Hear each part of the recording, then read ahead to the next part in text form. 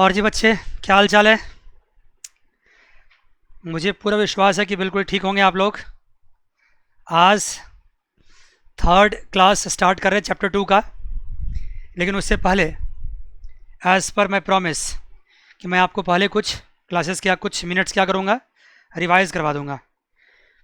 हाँ, रिवाइज़ कराता हूँ मैं आपको। पहले सुन लीजिए। पिछली क्लास में मैंने जो टर्म्स आपको बताए थे उसमें सबसे पहला था बिजनेस ट्रांजैक्शंस। आज इसको फिर रिपीट कर दूंगा, कोई डोंट वरी। दूसरा था अकाउंट्स, फिर लाइबिलिटीज़। लाइबिलिटी तो समझा चुका हूँ ना, राइट।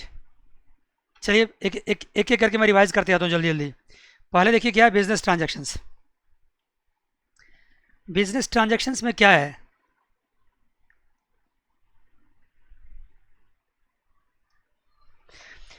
अगर आप बिजनेस करते हैं, आप एक बार देखो, अगर आप दुकान पे बैठे हो या किसी बड़े बिजनेस में बैठे हो तो आप जो भी एक्टिविटीज़ ऐसा करते हो जिसमें मनी का लेन देन है, जिसमें कैश का लेन देन है।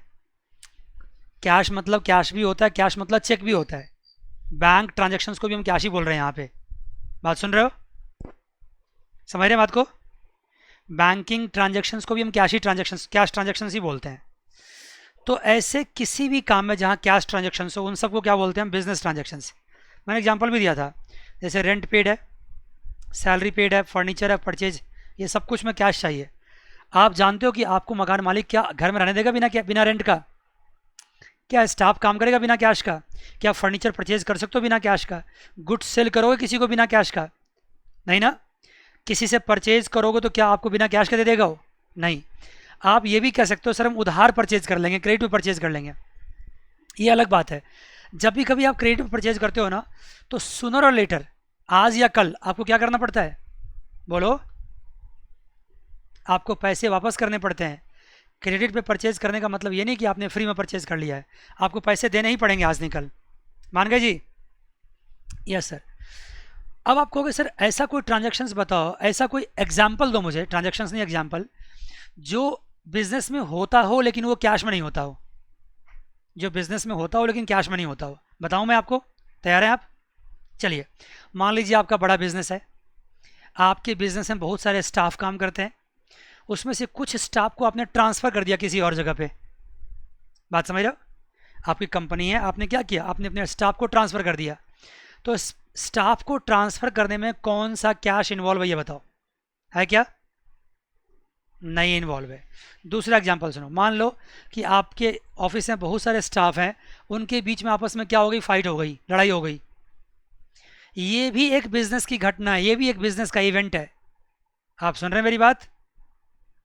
स्टाफ के आपस में लड़ाई हो जाना ये भी बिजनेस का एक इवेंट है।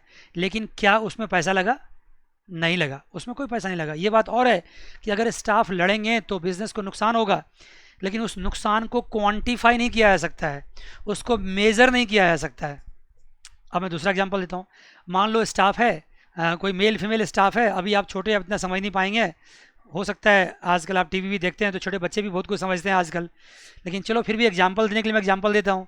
मान लो मेल फीमेल स्टाफ है, उनमें कोई खास दोस्ती हो गई, अच्छी दोस्ती हो गई, और इतनी ज़्यादा दोस्ती होगी कि उनकी शादी भी होगी आपस में और वो कहीं और शिफ्ट कर गए। समझ रहे बात को? तो जब वो दोनों स्टाफ इतने अच्छे थे और उन्होंने आपस में शादी करी और कहीं शिफ्ट कर गए, तो आपको छोड़ के चले गए, तो आपको नुकसान हुआ कि नहीं हुआ? सही सही बताओ। हुआ नुकसान। लेकिन क्या इसको क्वांटिफाई कर सकते हो, क्या इसको मेजर कर सकते हो? नहीं कर सकते हो। बात समझ गए? एक बात और भी है, मैंने अभी कहा ना कि दोनों ने शादी करी और दोनों हमारे बिजनेस को छोड़ के चले गए और हमारा नुकसान हो गया। ये भी हो सकता है कि दोनों शादी करें और उसी कंपनी में रहे और हमारे कंपनी में और भी मन लगा के काम करे और हमें और भी फ़ायदा हो जाए, लेकिन उस फायदे को भी हम क्या कर सकते हैं, मेजर नहीं कर सकते। मान गए? तो ऐसी कोई घटना ही और भी एग्जाम्पल सुन लो। जैसे मान लो कोई स्टाफ रिटायर कर गया, उसकी उम्र हो गई, वो रिटायर कर गया। कुछ ऐसा भी हो सकता है जिसकी बहुत ज़्यादा उम्र हो गई, उसकी डेथ हो गई, या कोई बीमार था उसकी डेथ हो गई। तो ये death, retirement, transfer, love, marriage, quarrel, fight, ये सब चीज़ बिजनेस में होता है। राइट और रॉन्ग बताओ, होता है नहीं होता है? हर चीज़ बिजनेस में होता है। और कैसी बात करते हो, अगर किसी की डेथ हो गई तो बिजनेस कैसे ख़त्म हो जाएगा? अगर उसके घर में संभालने वाले बंदे होंगे तो उसको संभालेंगे ना, ठीक है? ये अलग ढंग का क्वेश्चन हो गया, अभी छोड़ो इसको। अगर बिजनेस को संभालने वाले लोग होंगे तो संभालेंगे, अगर संभालने वाले लोग नहीं होंगे तो बिजनेस को बंद करना पड़ेगा। लेकिन ये अलग क्वेश्चन है। मैंने जो कहा आपको, जितने एग्जांपल्स दिए उन सारे एग्जांपल्स को हम बिजनेस इवेंट तो कह सकते हैं, लेकिन उसको बिजनेस ट्रांजैक्शंस नहीं कह सकते, क्योंकि इसमें कैश इन्वॉल्व नहीं है। बोलो ना, है इसमें कैश इन्वॉल्व? इसमें कैश इन्वॉल्व नहीं है। इसमें नुकसान या फ़ायदा अगर मुझे होगा तो उसको मेज़र नहीं कर सकते हैं। लेकिन अगर आपको समझ में आई तो अच्छी बात, नहीं आई तो और भी अच्छी बात। पूछो क्यों? इसलिए क्योंकि ये सारी बातें कॉन्सेप्चुअल बातें अभी होना है। अभी कॉन्सेप्ट्स आपको जब बताएंगे ना तो उस कॉन्सेप्ट्स में इन सब बातों को हम समझाएंगे। अभी तो आपने क्या दिया, मुझसे क्वेश्चन पूछा कि सर बिजनेस ट्रांजैक्शन ढंग से समझ में नहीं आया, तो मजबूरन मुझे इसको एक्सप्लेन करना पड़ा। अदरवाइज इस पॉइंट ऑफ टाइम पे मैं इसको एक्सप्लेन करना पसंद नहीं करता। सुन लिया बात को? क्योंकि मुझे पता है ना, इनके लिए अलग चैप्टर है। जब मैं कॉन्सेप्ट्स, एजम्पशंस, कन्वेंशंस पर आऊँगा ना तो वहाँ पर ये बहुत बातें आएगी, कन्वेंशंस में आएगी। इसलिए अभी इसको आप जितना समझ गए बहुत अच्छी बात है, नहीं समझे तो थोड़ा हैंग ऑन कीजिए, होल्ड ऑन कीजिए, आने वाले क्लासेस में आपको बताएंगे इसके बारे में। लेकिन फिर भी मैंने काफ़ी हद तक समझा ही दिया आपको। क्या कहते हो? बोलो यस सर, हाँ सर, समझ में आ गई मुझे। तो बिजनेस ट्रांजैक्शन की बात हो गई। अब rent paid, salary paid, furniture paid, ये सब ट्रांजैक्शंस के एग्जांपल्स हैं। अकाउंट मैं समझा चुका हूँ, फिर दोबारा नहीं बताऊंगा। जितने भी ट्रांजैक्शंस होते हैं उन सारे ट्रांजैक्शंस के नाम से अलग अलग अकाउंट खुलता है। Example, furniture account, purchase account, sales account, building, drawing, हाँ हाँ, कैश, सैलरी, सब खुलता जाएगा। और जान लो जैसे जैसे आप आगे बढ़ोगे ना, ये पिछला सारा नॉलेज क्यूमुलेट करता जाएगा, उसमें जुड़ता चला जाएगा। तो एकदम जल्दीबाजी नहीं करना है।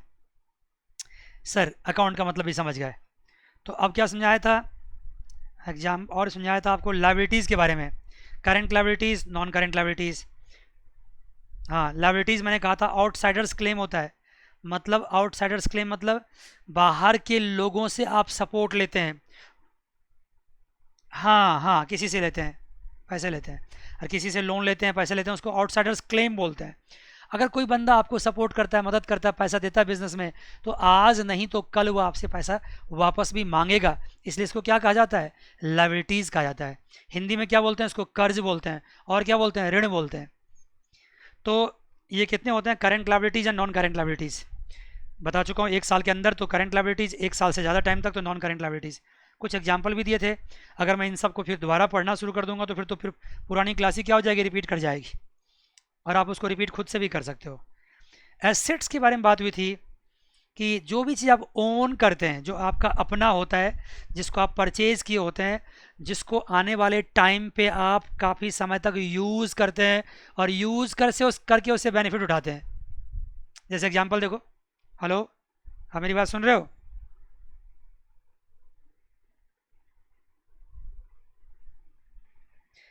तो मैंने क्या अभी कहा आपसे कि एसेट्स के बारे में क्या कह रहा था कि ऐसा कोई भी चीज़ जिसको आप ओन करते हैं, जिसको आपने परचेज़ किया है, जो आप उसके ऑनर हैं, आने वाले टाइम में उसको आप यूज़ करेंगे या आज भी कर रहे हैं और उससे बेनिफिट उठाएंगे।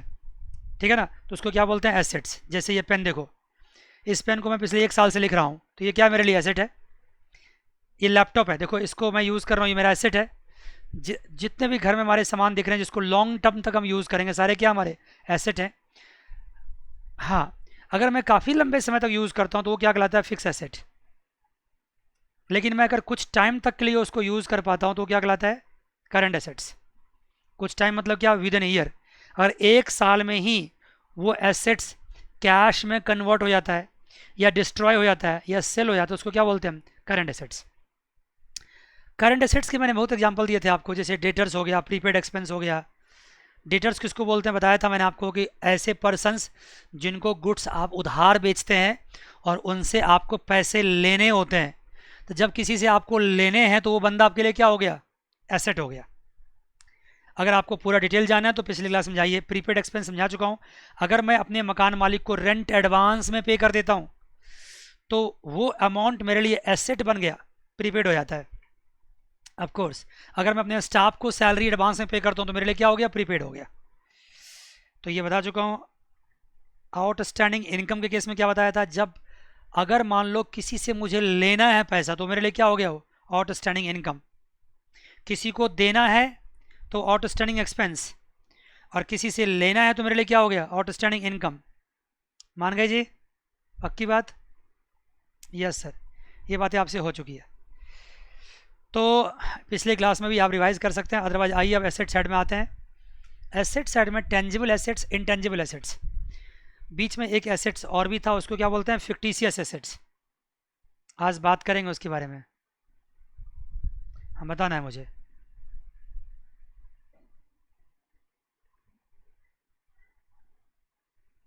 टेंजिबल समझा दिया था, जिसको देख सकते हैं, जिसको टच कर सकते हैं, रिप्लेस कर सकते हैं। इनटेंजिबल जिसको सिर्फ एंड सिर्फ क्या कर सकते हैं, फील कर सकते हैं और वैल्यू कर सकते हैं। हाँ, जैसे गुडविल है, कॉपीराइट है, ट्रेडमार्क है, पेटेंट्स है। गुडविल का मीनिंग बताया था मैंने आपको, किसी भी बिजनेस का रेपुटेशन। कॉपीराइट किसी भी ऑथर की, जो कोई ऑथर अगर बुक लिखता है या कोई पब्लिशर अगर बुक छापता है तो ये उन दोनों की राइट्स होती है, कोई और नहीं इसको यूज़ कर सकता है इजाज़त के बगैर। ऑथर के इजाज़त के बगैर कोई और उस बुक को पब्लिश नहीं कर सकता है।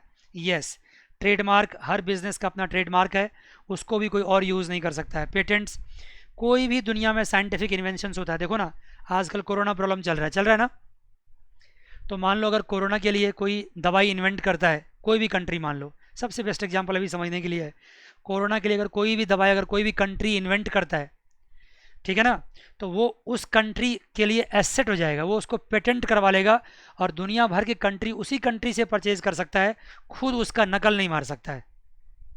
बात समझ गए? हाँ, ये बात और है कि किसी और फॉर्मूला पे, मेरी बात आ रही है आपके पास? हाँ, किसी और फॉर्मूला का इस्तेमाल करके दूसरे कंट्री भी दवाई बना सकते हैं, लेकिन सेम टू सेम फॉर्मूला का इस्तेमाल करके आप दवाई नहीं बना सकते हैं, क्योंकि ये कॉपीराइट का मसला हो जाएगा। मान गए? तो वो उस कंट्री का पेटेंट हो गया। Yes sir. अब आइए, अब मुझे आज जो समझाना है वो फिक्टिशियस एसेट्स। लिखिए जी बच्चा, लिखिए।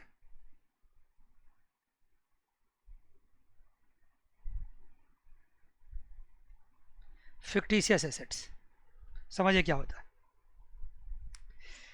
कुछ एसेट्स ऐसे होते हैं, देखो फिक्टिशियस का जो हिंदी मीनिंग होता है ना, वो होता है काल्पनिक होता है। क्या होता है? काल्पनिक। अगर आपको हिंदी कुछ आती हो, नहीं आती तो भी आप सुन लीजिए, इसका मतलब होता है काल्पनिक। मतलब इसका मतलब होता है कि रियल सेंस में इसकी कोई वैल्यू नहीं होती है। रियल सेंस में इसकी वैल्यू क्या होती है? वैल्यू इसकी नील होती है। रियल सेंस में इसकी वैल्यू नील होती है, लेकिन फिर भी हम रखते हैं। मैं एग्जांपल दूंगा तो ज़्यादा अच्छा समझ। एग्जांपल लीजिए, मान लीजिए कि मैं अपने बिजनेस को प्रमोट करने के लिए, बिजनेस प्रमोशन के लिए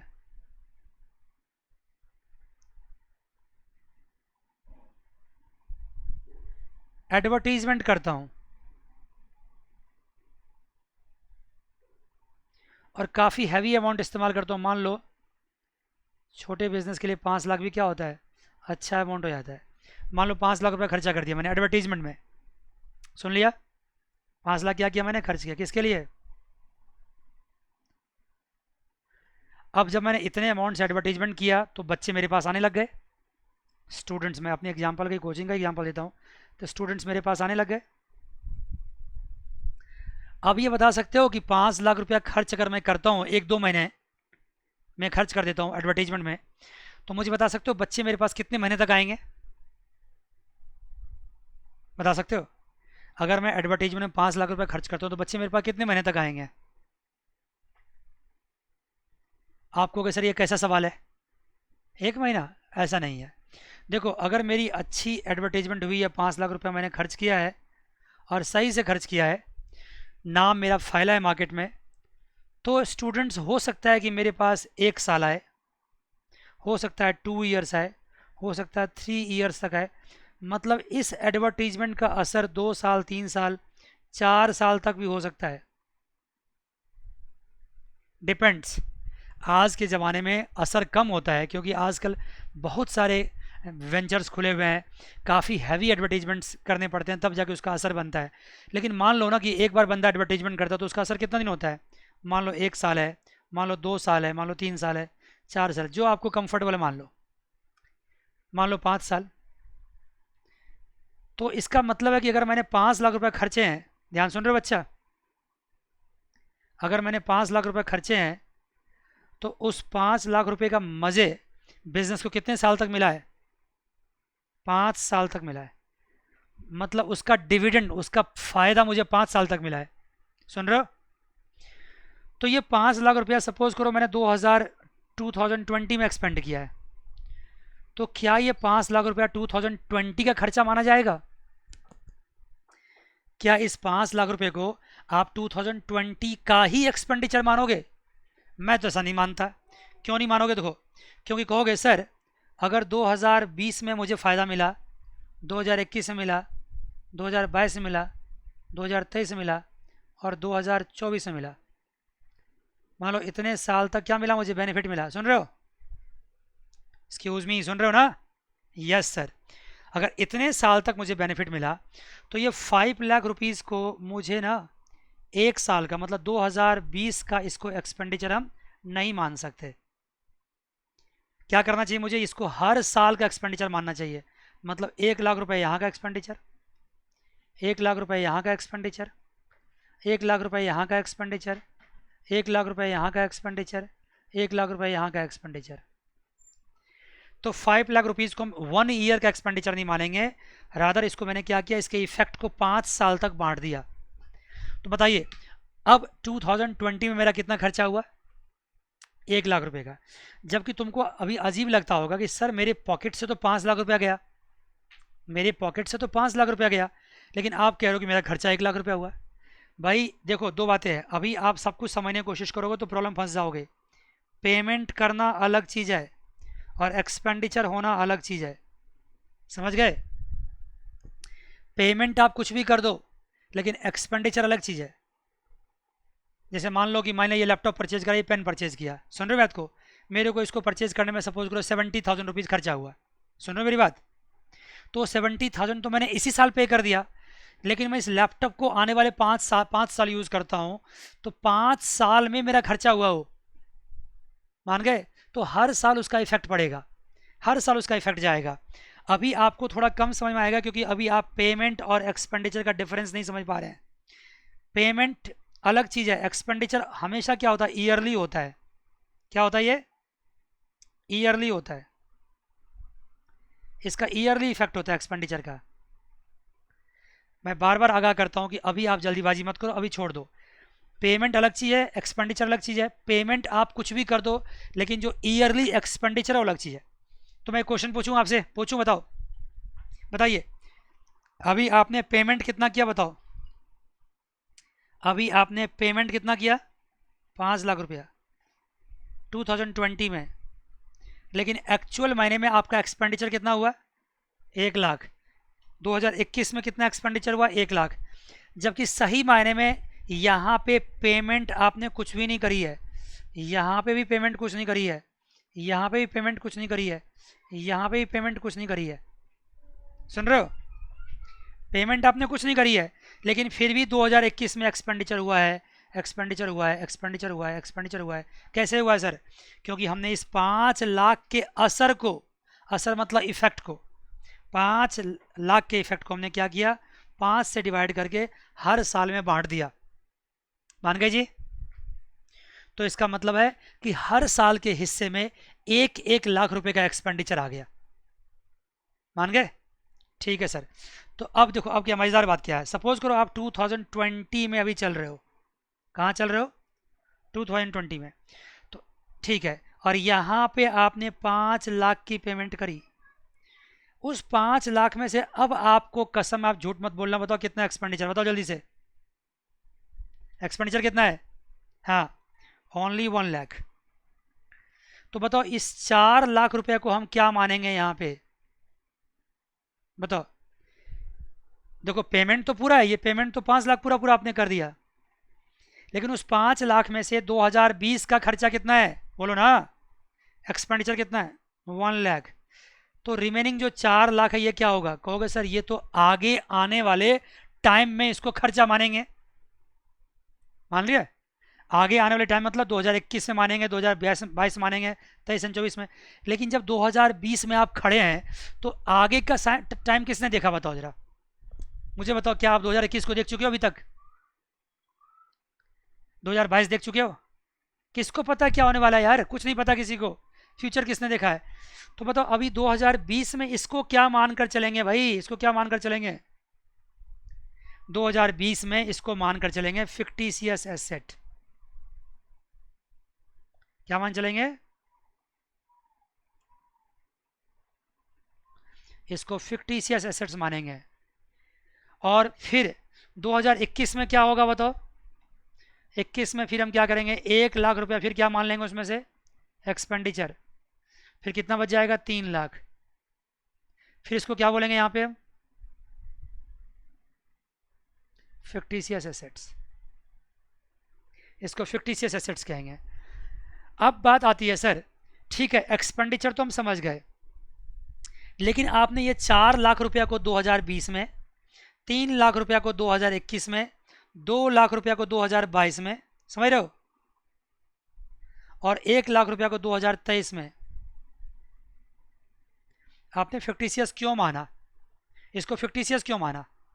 ये फिक्टिशियस क्यों है बताऊं? इसको आपने फिक्टिशियस एसेट्स क्यों माना? बताओ कि बताऊं? बताओ, तैयार हैं आप सुनने के लिए? बताओ सर। मान लो मेरी बात सुनना, मान लो 2021 में मेरा मन कर रहा है बिजनेस को बेच देने का, सेल करने का। बिजनेस को सेल करने का मन कर रहा है। सुन लिया? अगर मैं बिजनेस को सेल करूंगा 2021 में, तो मुझे किसके पैसे मिलेंगे? मेरे बिजनेस में जो फर्नीचर होगा उसके पैसे तो मिल जाएंगे। मेरे बिजनेस में जो मशीनरी होगा उसके पैसे भी मुझे मिल जाएंगे। मेरे बिजनेस में अगर कोई स्टॉक पड़ा हुआ है, गुड्स पड़ा हुआ है, उसके पैसे भी मिल जाएंगे। लेकिन मेरे बिजनेस में अगर मैं किसी को समझाऊंगा कि भाई मैंने 3 लाख रुपया का एडवर्टीजमेंट भी करा था, एडवर्टीजमेंट भी करा था, करा था नहीं करा था, मैं उसको समझाऊंगा भाई साहब देखो मैंने 5 लाख का एडवर्टीजमेंट किया, तो 5 लाख में से 1 लाख तो 2020 में ख़त्म हो गया, 1 लाख 2021 में ख़त्म हो गया। अभी भी मेरा 3 लाख फंसा हुआ, किस नाम से? एडवर्टीजमेंट के नाम से। मैं किसको समझाऊंगा? मैं किसको समझाऊंगा ये बात? जो मेरा बिजनेस परचेज करने के लिए आएगा, मैं उसको बताऊंगा कि भाई साहब मेरा अभी 3 लाख फंसा वहाँ पे। तो वो बंदा मुझसे क्या कहेगा? भाई साहब मैं इसका पेमेंट आपको नहीं दे सकता, इसका पेमेंट मैं आपको नहीं दे सकता, ये सेलेबल नहीं होता है। बात समझ गए? ये सेलेबल नहीं है, ये सेलेबल नहीं है, इसको हम सेलेबल नहीं मानते। सुन रहे नहीं सुन रहे हो? इसका पेमेंट आपको नहीं मिल सकता, इसका पेमेंट नहीं मिल सकता। क्यों नहीं दोगे भाई? इसलिए नहीं देंगे क्योंकि ये क्या है? फिक्टिशियस एसेट्स है, इसकी कोई वैल्यूएशन नहीं पॉसिबल है, not possible to value, not possible to value. तो सिंस इसको मार्केट में हम सेल नहीं कर सकते, मार्केट में इसका वैल्यूएशन पॉसिबल नहीं है, इसलिए इसको क्या माना गया? बताओ जल्दी से, क्या माना गया इसको? फिक्टिशियस एसेट्स, मतलब काल्पनिक एसेट्स। ये यूं ही पड़ा हुआ बिजनेस में, इसको धीरे धीरे धीरे धीरे करके अगर बिजनेस चलता रहेगा तो इसको हम क्या करेंगे? अपने प्रॉफिट में से माइनस करते जाएंगे। लेकिन अगर बिजनेस को हमने सेल कर दिया, बंद कर दिया, तो इसका कोई भी हिसाब किताब नहीं होगा। इसको हम मार्केट में सेल नहीं कर सकते, इसको मार्केट से हम इसको रिकवर नहीं कर सकते, इसलिए इसको हम फिक्टिशियस एसेट बोलते हैं। मैं आपको समझा तो रहा हूँ लेकिन मुझे डर भी लगता है, क्योंकि ये सब बातें ना अभी आने वाले समय में बहुत बड़ा एक चैप्टर आता है फाइनल अकाउंट्स, वहाँ पे ये सब बात हम समझाएंगे फिर से आपको। तो इसलिए मैं बड़ी संभल के बताता हूँ। आप जितना समझ पाते हैं बहुत अच्छी बात है, मैक्सिमम ट्राई कीजिए समझने का। लेकिन अगर आपको समझने में थोड़ी बहुत कसक भी रह जाती है तो चिंता नहीं है, क्योंकि ये सब चीज़ आपको अभी तुरंत एग्जामिनेशन में नहीं पूछा जाएगा। मान गए जी? बोलो मान गए? तो मैं पूछूँ एक सवाल, बताओ फिक्टिशियस एसेट किसको कहते हैं? सर ऐसा एसेट जिसका मार्केट में कोई वैल्यू नहीं है, ऐसा एसेट जिसको मार्केट में कोई वैल्यू नहीं है। तो कहोगे सर जब मार्केट में वैल्यू नहीं है तो हम अपने बिजनेस में इसको रखते क्यों हैं? ये जो 1-1 लाख रुपया मैंने हर साल कम किया ना, ध्यान दो, 1 लाख मैंने कब कम किया? 2020 में। फिर 1 लाख मैंने कब कम किया? 2021 में। फिर कम कब किया? 22 में। फिर कब कब किया? 23 में, 24 में। जानते हो इसको क्या बोलते हैं? इसको बोलते हैं राइट ऑफ करना। क्या बोलते हैं इसको? राइट ऑफ करना, राइट ऑफ करना बोलते हैं इसको। क्या बोलते हैं इसको? राइट ऑफ करना। राइट ऑफ करना मतलब होता है ख़त्म करना, सीधी भाषा में समझो तो हिसाब किताब करके ख़त्म करना। राइट ऑफ करना मतलब ख़त्म करना। मैं एक एग्जांपल देता हूँ, सुनिएगा, एक एग्जांपल देता हूँ। मान लो अभी कोरोना का प्रॉब्लम शुरू हुआ है, लगभग मार्च के आखिरी में ये प्रॉब्लम शुरू हुआ है, मानते हो बात को? Yes sir. लेकिन मार्च से पहले ही हम लोगों ने खूब सारा एडवर्टीजमेंट कर दिया था अपने इंस्टीट्यूट के लिए, फरवरी से स्टार्ट हो गया था वो एडवर्टीजमेंट हो गया, उसमें 2 लाख रुपए हमने खर्च भी कर दिए फरवरी में मार्च मिला करके। लेकिन मार्च के बाद से क्या हुआ, कोरोना प्रॉब्लम आ गई, सभी बच्चे घर बैठ गए, कोई काम धंधा नहीं चल रहा था। अभी तो थोड़ा बहुत ऑनलाइन स्टार्ट हुआ है मान लो, वो अलग चीज़ है। तो वो जो 2 लाख रुपए मेरे मार्केट में फंस गए एडवर्टीजमेंट के नाम से, क्या मुझे कभी वापस मिलेगा? बताओ, सही बताओ, कभी मिलेगा क्या? जो एडवर्टीजमेंट मैंने कर दी, जो जहाँ फंस गए, कोई वापस नहीं मिलने वाला होता है, उसकी कोई वैल्यूएशन नहीं होती है। इसलिए इसको क्या बोलते हैं हम? फिक्टिशियस एसेट्स बोलते हैं। लेकिन मैं इस प्रॉमिस के साथ, हाँ, इस प्रॉमिस के साथ कि ये वर्ड फिर से आएगा, कब आएगा? फाइनल अकाउंट में। तो वहाँ इसकी हम जान निकाल देंगे बढ़िया से, हम खूब सारे एग्जाम्पल कराएंगे इसके ऊपर, और इसका यूज़ भी करेंगे न्यूमेरिकल क्वेश्चन सॉल्व करते वक्त। अभी मुझे इससे आगे बढ़ने दीजिए। समझ में आए तो अच्छी बात है, नहीं समझ में आए तो और भी अच्छी बात है। बस इतना समझ लीजिए, फिक्टिशियस एसेट्स का मतलब होता है काल्पनिक एसेट, जिसकी कोई वैल्यू नहीं होती है, जिसको मार्केट में अगर हम सेल करेंगे तो मुझे कुछ पैसा नहीं मिलेगा। हाँ, अभी इस वक्त अगर कोई आपसे पूछे, आप इतना ही आंसर दे दोगे कि fictitious assets are those assets which cannot be value in the market and we cannot recover anything from the market by selling of it. इसको सेल करके कुछ भी रिकवर नहीं कर सकते हम, and these assets are called fictitious assets. Very good. तो आज जाके आपका एसेट वाला टर्म खत्म हुआ, और मैंने फिक्टिशियस पे कुछ ज़्यादा ही टाइम लगा दिया, कोई बात नहीं। अब देखते हैं क्या कि अब मेरे को और कौन कौन से टर्म्स आपके सामने एक्सप्लेन करने हैं। देखिए जी, अब आपको मुझे एक्सप्लेन करना है, आइए यहाँ देखते हैं। ये टर्म एक्सप्लेन करना है, कौन सा? रिसिप्ट्स। रिसिप्ट एक्सप्लेन करना है, तो चलो रिसिप्ट के बारे में बात करते हैं। फिर मुझे एक्सपेंडिचर एक्सप्लेन करना है, प्रीपेड, ये सब तो मैं एक्सपेंडिचर कर चुका हूँ डिस्कस। आइए रिसिप्ट के बारे में बात करते हैं। लिखिए जी, रिसिप्ट्स लिख लिया?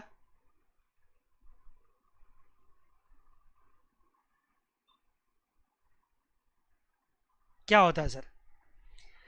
बिल्कुल बैंग ऑन, प्रैक्टिकल एग्जाम्पल से बात को समझो, बैंग ऑन। देखिए क्या होता है, मान लीजिए आप बिजनेस करते हैं, आपका नाम मिस्टर ए है, आप बहुत सारे कैश रिसीव्ड करते हैं, नहीं करते हैं? बहुत सारा कैश रिसीव करते हैं। कहाँ से रिसीव करते हैं सर? देखो, 2 तरीके से रिसीव कर सकते हैं। जैसे मान लो कहोगे सर मेरे पास एक बिल्डिंग था, उसको बेच दिया, सेल ऑफ बिल्डिंग। कहोगे मेरे पास एक फर्नीचर था, बेच दिया, सेल ऑफ फर्नीचर। कहोगे मैंने बैंक लोन ले लिया, सुन रहे हो जी? कहोगे मैंने किसी से लिया, मिस्टर वाई से लोन लिया। आपको आवाज आ रही है? Excuse me?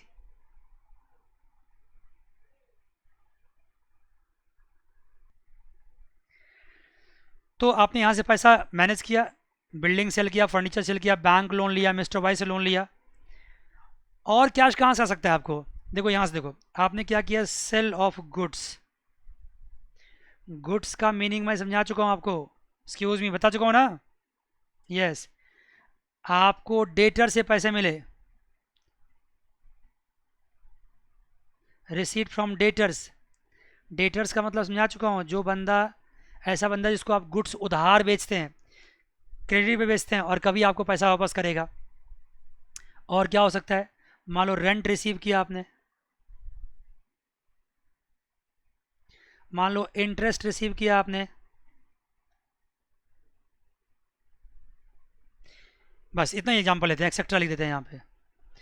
देखो, चाहे ये एग्जाम्पल हो या ये एग्जाम्पल हो, अल्टीमेटली हो क्या रहा है? पैसा तो आपके पास आ ही रहा है ना, बोलो ना? चाहे बिल्डिंग सेल करो तो भी पैसा आता है, फर्नीचर सेल करो तो भी पैसा आता है, बैंक लोन लो तो भी पैसा आता है, वाई सेल लोन लो तो भी पैसा आता है, गुड्स बेचो तो भी पैसा आता है, किसी डेटर से वापस लो पेमेंट तो भी पैसा आता है। जिसको आपने उधार बेचा था वो बंदा आपको पैसा वापस कर रहा है, तो पैसा तो आ रहा है। आपने अपने किराएदार से रेंट रिसीव किया तो भी पैसा आ रहा है, आपने इंटरेस्ट रिसीव किया तो भी पैसा आ रहा है। फ़र्क क्या इसमें है? फ़र्क बताता हूँ क्या है, देखो। बिल्डिंग को आप कितनी बार सेल कर सकते हैं बताओ? एक बार सेल कर सकते हैं। फर्नीचर कितनी बार सेल कर सकते हैं? एक बार सेल कर सकते हैं। बैंक से लोन भी एक ही बार ले सकते हैं, वन टाइम में, फिर वो चुकाएंगे, फिर दोबारा बैंक आपको लोन देगा। ऐसा नहीं कर सकते कि हर रोज बैंक पहुंच जाएंगे लोन लेने के लिए। देगा क्या बैंक लोन, बताओ? आपकी गुडविल अच्छी होगी, आप एक बार लोन लोगे, उसको वापस करोगे, गुडविल अच्छी होगी, तो बैंक दोबारा भी दे सकता है। मतलब आप हर रोज बैंक के चौखट पे खड़े हो जाओ कि भाई मुझे लोन दो, देगा क्या बताओ? नहीं देगा। ये भी मान लो एक बार। मिस्टर वाई से कितनी बार लोन ले सकते हैं आप? उससे भी एक बार। अगर मान लो मुझसे तुम लोन मांगते हो, तो क्या मैं तुम्हें एक बार लोन दे दिया फिर दोबारा लोन दूंगा? क्या दूंगा? जब तब तक नहीं जब तक तुम मुझे पुराने पैसे क्या नहीं करते, वापस नहीं करते। हाँ, बिल्कुल। ये भी एक बार।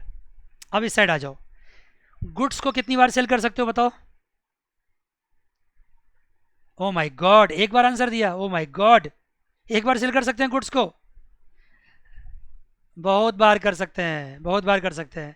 अगर आप कपड़े की दुकान में चलवा रहा हूँ, आपका पता है पिछले 3-4 क्लास से कपड़े दुकान ही चल रही है, 3 क्लास से। तो अगर आप कपड़े की दुकान करते हो तो क्या आप एक ही बार कपड़ा बेचोगे? अरे भगवान करे आपके यहाँ एकदम कस्टमर बड़े पड़े रहे और हमेशा हर वक्त बेचते रहे आप। Many times, many times, many times sell करोगे। डेटर से कितनी बार पैसा लोगे? एक डेटर से भले एक बार लोगे, एक डेटर से भले एक बार लोगे, लेकिन बहुत सारे डेटर्स होंगे तो क्या करोगे आप? बार बार आपको पैसा मिलता रहेगा। अगर आप गुड्स को उधार पे बेचोगे तो उस बंदे से बार बार क्या होंगे? पैसे आपको मिलते रहेंगे। ये भी मैनी टाइम्स।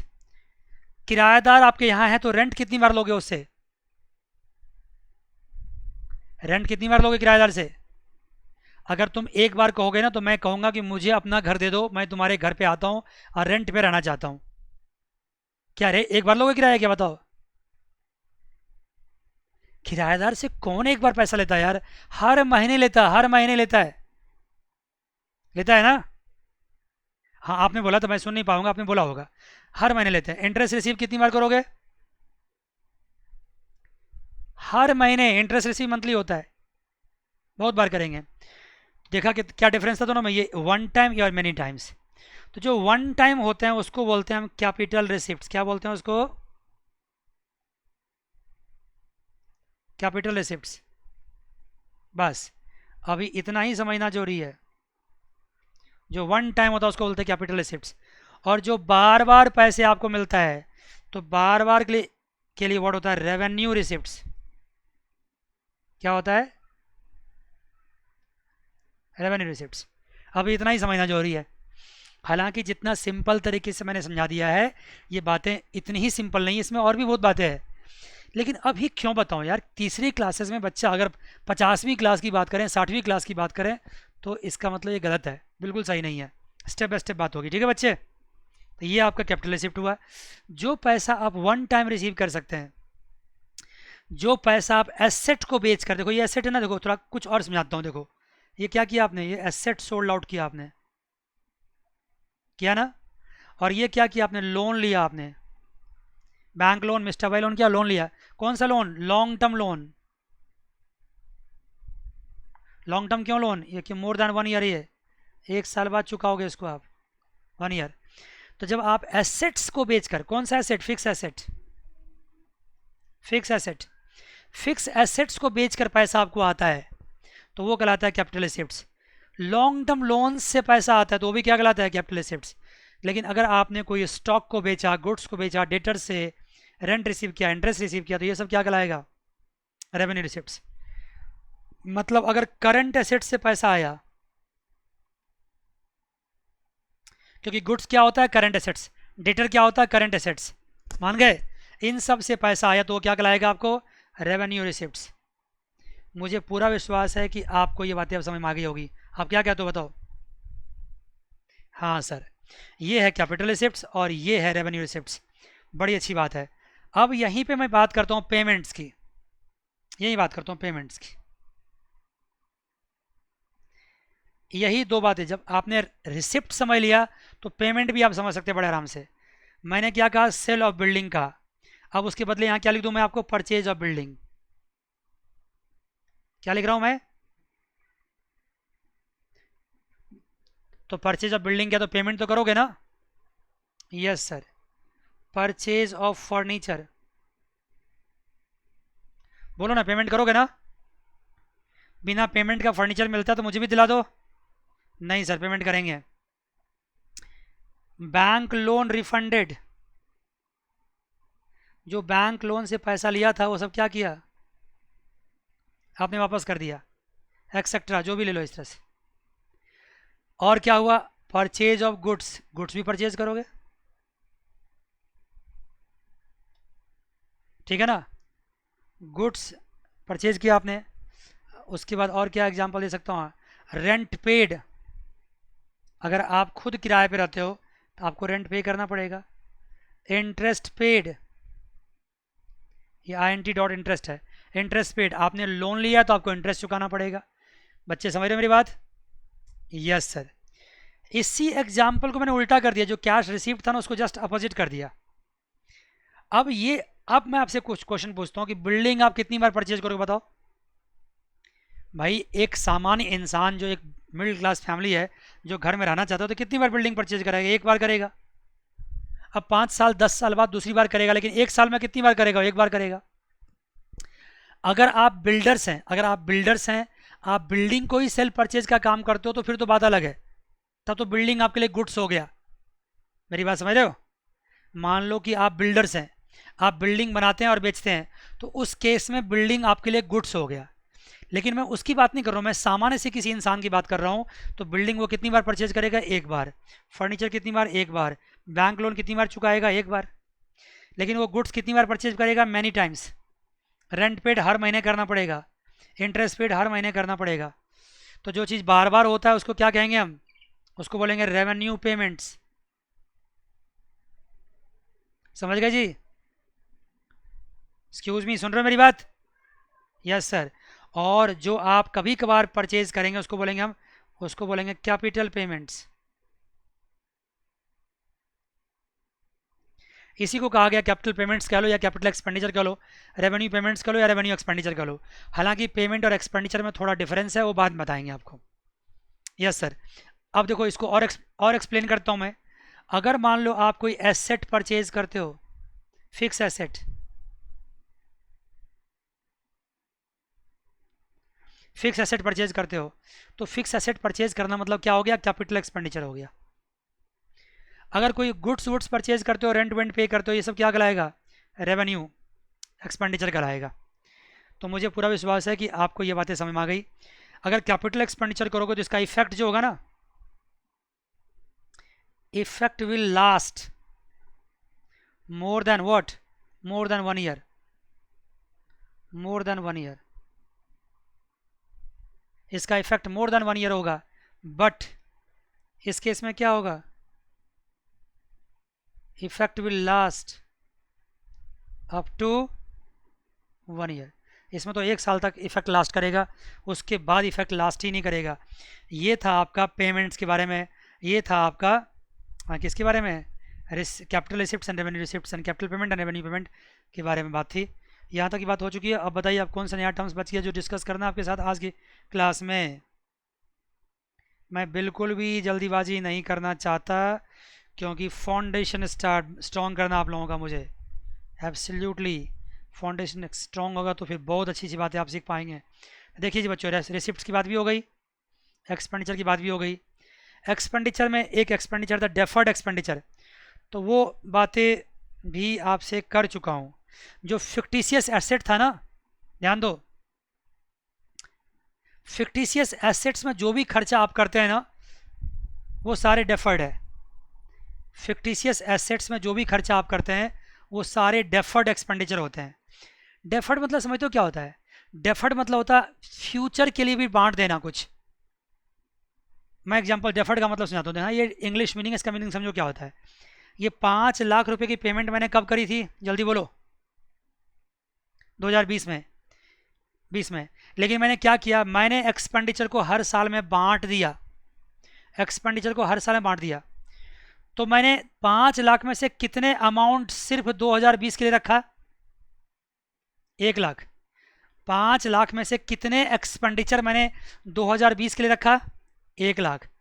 इसका मतलब रिमेनिंग 4 लाख को मैंने क्या किया? आने वाले टाइम के लिए छोड़ दिया। इसी को बोलते हैं डेफर्ड कर देना। इसी को क्या बोलते हैं? Defer. This is called deferred expenditure. Deferred expenditure मतलब आपने क्या किया? अपने पेमेंट को डेफर कर दिया। जैसे मान लो मैं आपसे क्या कहता हूँ, सुनो, मैं आपसे कहता हूँ कि मैं अकाउंट्स आपको पढ़ाता हूँ और मैं पूरे साल अकाउंट्स पढ़ाने का फ़ी जो है ना, मैं आपसे 25,000 चार्ज करूँगा। ध्यान सुनना, सुन लिया? अब आप मुझसे कहोगे सर हम 25,000 पूरे साल का पेमेंट आपको एक साथ नहीं दे पाएंगे, ओके? तो फिर मैं क्या कहूँगा? क्यों नहीं दे पाओगे? सर उतने पैसे नहीं है, हर महीने पैसे अलग लगाते हैं, एक साथ इतना खर्चा कैसे कर पाएंगे? हर महीने पेमेंट आते हैं, पापा को सैलरी मिलती है हर महीने, तो 25,000 रुपये एक साथ कैसे दे पाएंगे आपको? तो इसका मतलब है, आप जानते हो क्या चाहते हो? आप चाहते हो आपकी मंथली पेमेंट हो जाए, मतलब इस महीने का पेमेंट अभी ले लो और रिमेनिंग पेमेंट मुझसे आप बाद में लेना। जब भी मैंने बाद में लेने की बात करी ना, इसका मतलब हुआ कि मैं आपसे, आप मुझसे ये चाहते हो कि आपके एक्सपेंडिचर को डेफर कर दिया जाए। सुन लिया बात को? क्या कर दिया जाए? डेफर कर दिया जाए। सिंस आप 25,000 वन टाइम पे नहीं कर पाओगे, तो जितना अभी आप पे कर पाओगे उतना कर दो और रिमेनिंग आपकी पेमेंट को क्या कर दिया जाए? डेफर कर दिया जाए। तो इसका मतलब आपको डेफर्ड का मीनिंग भी क्या हो, क्लियर हो गया? बोलो कि आपने क्या किया? अपने पेमेंट्स को ना, जो खर्चा आप अभी नहीं कर पाओगे उस खर्चा को फ्यूचर में करना चाहते हो, तो वो डेफर्ड कर दिया आपने। इसका मतलब अपने एक्सपेंडिचर को, तो उसको डेफर्ड एक्सपेंडिचर कहते हैं। चलिए जी, अब मैं आपको कुछ टर्म्स और भी लिख देता हूँ जो कि हम आने वाले टाइम में आपसे डिस्कस करेंगे। वो टर्म्स लिख देता हूँ, कौन कौन से टर्म्स बच गया है जिसको मुझे डिस्कस करना है आपसे। आवाज़ आ रही है? ठीक है जी।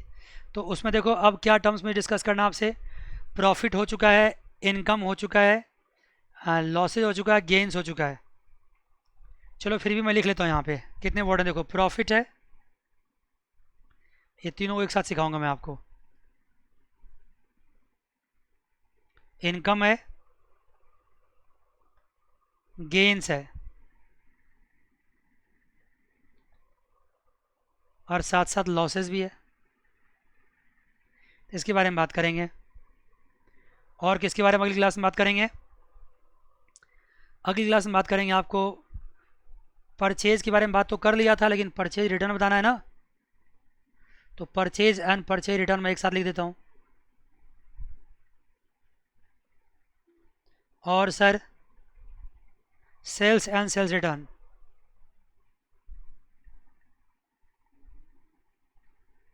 ये बात करेंगे अगली क्लास में। और सर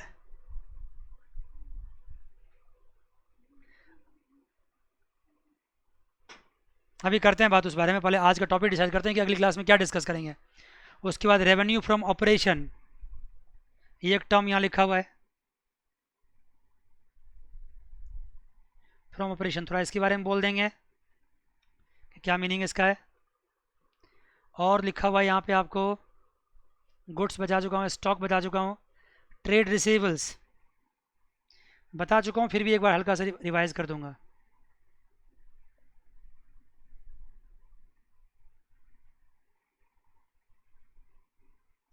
अगर ट्रेड रिसीवेबल्स आए तो ऑफकोर्स ट्रेड पेबल भी आएगा।